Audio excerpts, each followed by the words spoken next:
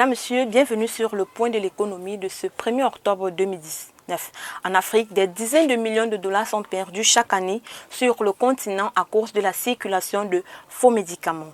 De plus en plus populaires, les faux médicaments continuent d'être sollicités sur le continent malgré les dégâts causés tant sur le plan économique que humain. C'est environ 100 000 décès en Afrique par an et près de 42% sur le marché de 1,5 milliard de dollars perdus par an en Afrique subsaharienne francophone. Au Cameroun, la Banque des États de l'Afrique centrale recherche des entreprises pour la fourniture de divers mobiliers. 1 million de francs CFA de dépôt comme garantie, c'est le montant que conditionne cet appel d'offres. La BEAC a lancé un appel d'offres international pouvant lui fournir divers mobiliers dans le cadre de la politique d'harmonisation de ses équipements. Les contrats seront exécutés en 3 lots. La fourniture mobilier standard, la fourniture d'un mobilier spécifique pour la salle des marchés et la fourniture des tapis. Les entreprises intéressées ont jusqu'au 14 novembre 2019 à 12 h pour déposer les offres au siège de la BEAC à Yaoundé, la capitale politique du Cameroun. Toujours au Cameroun, 12 milliards de francs CFA, c'est le volume de crédit accordé en 2018 aux petites et moyennes entreprises. La Banque camerounaise des petites et moyennes entreprises a accordé des crédits d'un volume de 12,367 milliards de francs CFA à 846 bénéficiaires au cours de l'année 2018, a indiqué l'Institut national de la statistique. La répartition des crédits totaux montre que le crédit de trésorerie a la plus grosse part, 70%, suivi du crédit équipement, 29%, le crédit import-export, 0,3% et le crédit habitat, 0,1%. Selon l'Institut national de la statistique, le montant des crédits accordés en 2018 est en constante évolution par rapport aux années antérieures. 3,3 milliards de francs CFA en 2016 et 6,448 milliards de francs CFA en 2017. La BCPME est un établissement de crédit spécialisé avec un capital de 10 milliards de francs CFA dont la mission consiste à fournir des concours financiers aux PME et à l'artisanat. L'objectif de la banque est de faire sur le territoire de la République camerounaise toutes les opérations de banque, opérations connexes économiques et financières d'appui à la création et au développement des PME et de l'artisanat. Gabon, 3,5% d'échanges entre les pays de la communauté économique et monétaire de l'Afrique centrale. C'est au cours de la 35e session de la Commission économique des Nations unies pour l'Afrique que les analystes économiques ont fait le point des échanges commerciaux entre les pays membres de la sous-région. Selon les rapports statistiques des différents experts, les 6 pays membres de la zone SEMA commercent peu et leurs échanges représentent 3,5% et leurs importations des produits agroalimentaires sont estimées à 2 000 milliards de francs CFA par an. Malgré ce tableau peu reluisant, les analystes économiques reconnaissent que la sous-région a du potentiel pour le commerce et se développer car la zone sous-région affiche de plus de ressources naturelles. Côte d'Ivoire, le pays apparaît comme étant le premier au monde à avoir un plus fort potentiel de croissance commerciale. Selon Standard Chartered, qui vient de publier son Trade 20 Index, l'étude qui identifie les 20 économies mondiales au plus fort potentiel de croissance commerciale, la Côte d'Ivoire est classée en tête devant la Chine et l'Inde. Pour arriver à ces conclusions, les experts de la Banque britannique ont fait une étude sur l'économie de 66 pays dans le monde, dont 14 en Afrique. Une analyse qui était basée sur la croissance du produit intérieur brut, la qualité des infrastructures, la pénétration du commerce électronique et la diversification des exportations.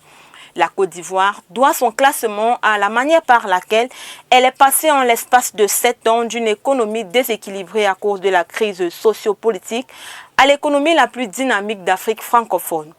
Même si les analystes de Standard Chartered s'attendent à ce que la croissance du produit intérieur brut du pays reste au-dessus des 7% au cours des prochaines décennies, la Côte d'Ivoire devra fournir des efforts pour maintenir un train haussier de ses investissements directs étrangers. Soudan du Sud, les défis du paiement mobile. C'est dans l'optique de relancer l'économie étranglée par une guerre civile qui a déjà fait près de 400 000 morts que 2 entreprises de téléphonie mobile ont été mises à contribution pour exécuter le projet de Mobile Money. Il s'agit de M-Gurush, détenu par Trinity Technology et Naiplay, appartenant à des hommes d'affaires kenyans et sud-soudanais. Le pays qui est dans une phase de digitalisation et le numérique n'étant pas facile à comprendre, le projet de Mobile Money pourrait se heurter à de nombreux obstacles. 16% de la population possède une carte d'identité, le nécessaire requis pour la souscription d'un abonnement à un réseau de téléphonie mobile. Le mauvais état du réseau de télécommunications endommagé pendant la guerre civile et l'impérieuse nécessité de mettre en œuvre des politiques efficaces de lutte contre la corruption, car en 2018, le pays était classé 178e sur 180 dans l'indice de perception de Transparency International. Zimbabwe, le taux de change est passé d'un dollar zimbabwéen pour un dollar américain à 16,5 dollars zimbabwéens pour un dollar américain, entraînant une forte inflation qui a atteint 300% selon le Fonds monétaire international. Les difficultés économiques du pays se sont aggravées cette année 2019 par des chocs météorologiques graves. La croissance du produit intérieur brut de cette année sera négative dans la mesure où les effets de sécheresse sur les produits agricoles et électriques et le départ de millions d'habitants pour assécher le marché noir des devises afin d'éviter le retour de l'hyperinflation. Le gouvernement a pris en juin dernier la décision d'interdire les transactions courantes en devises étrangères, car en 2009, il était encore possible de régler ses dépenses en monnaie étrangère. Kenya, la réforme de la Banque centrale. L'opération a pour but de vider l'argent sale accumulé par les fraudeurs fiscaux, les hommes d'affaires malhonnêtes et les groupes criminels. Une partie des citoyens kenyans est sous la pression de la nouvelle politique fiduciaire de la Banque centrale. L'institution monétaire s'apprête à interdire les anciennes éditions de billets de 1000 shillings. Une nouvelle copie du billet de 1000 shillings, la plus grande des dénominations, a été déployée en juin dernier et les autorités avaient invité les Kenyans à échanger leurs billets au plus tard le 30 septembre dernier. Et la Banque centrale du Kenya avait précisé que 217,6 millions de shillings de billets de 1000 étaient en circulation, mais n'avait pas précisé quelle proportion se trouvait dans le circuit. De nombreuses personnes fortunées depuis lors s'activent pour trouver des moyens de réinsérer leur argent caché dans les circuits. Toujours au Kenya, la société de paris sportif Sport PESA met fin à ses activités au pays. C'est suite à la décision du ministère des Finances d'inclure dans le budget approuvé par le Parlement une taxe de 20% sur chaque mise que le sponsor maillot de l'équipe anglaise de football d'Everton a décidé samedi dernier de cesser les opérations dans le pays. La société de paris sportif dénonce ce cadre fiscal et les réglementations imposées par le gouvernement comme étant un frein à ses activités.